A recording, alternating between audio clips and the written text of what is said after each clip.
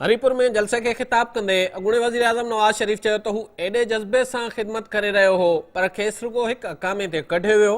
अवाम ॿुधाए त छा हू नाअहल आहे? हुन चयो त नओं पाकिस्तान ठाहिण वारो लाडलो ॿुधी छॾे त अवाम छा थो चवे, संदसि बाबति कहिड़ी राय रखे थो। आपकी सियासत को लोगों ने रद्द कर दिया है या नहीं कर दिया?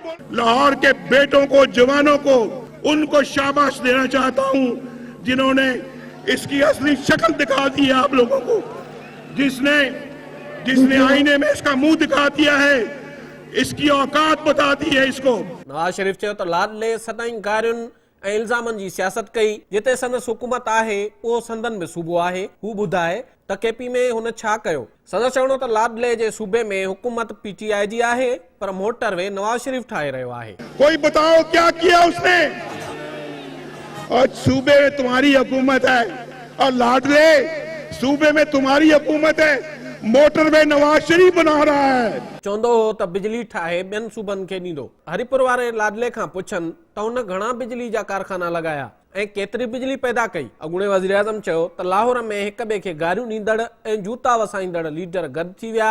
असूल केॾां विया, केॾां वई सियासत? बसि हिक ई शइ हुई त नवाज शरीफ जी मुखालफ़त करणी आहे। नवाज शरीफ चयो त असेंबलियुनि ते लानत विझी रहिया आहिनि, जंहिं थालीअ में खाइनि था उन में ई सोराख़ कनि था। लाडले 4 साल हर कंहिं खे गारियूं ॾिनियूं ऐं इल्ज़ाम लॻाया। खेनि अहिड़ो सियासतदान मंज़ूर न आहे। इमरान ख़ान नाअहली केस जो ज़िक्र कंदे नवाज शरीफ चयो त उन्हनि माण्हुनि खां पुछो जन खे सादिक ऐं अमीन करार ॾिनो। सभिनी खे ख़बर आहे त हू केतिरो सादिक ऐं अमीन आहे। सलाम आहे उन्हनि जजनि खे जन खे सादिक ऐं अमीन करार ॾिनो। अॻूणे वज़ीर आज़म चयो त 1.5 करोड़ अवाम नून लीग खे वोट ॾिनो ऐं 5 जजनि वज़ीर आज़म हाउस खां कढी ॿाहिरि फिटो कयो। नवाज शरीफ चयो त अवाम जे वोटनि खे पेरनि हेठां लताड़ियो वियो।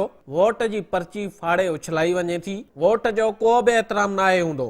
मैं वोट के तकद्दुस के लिए आपके वोट को पांव के नीचे रोल दिया जाता है, आपके वोट की पर्ची को फाड़ के फेंक दिया जाता है, आपके वोट को पांव में रोंदा जाता है। कंहिंमें इहो दम न हुजणु घुर्जे त अवामी फ़ैसिले खे रद्द करे।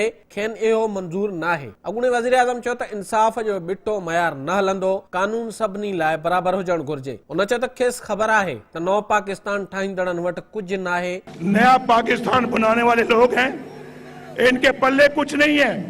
मैं भी जान गया हूं मैं भी, कुछ नहीं इनके पल्ले।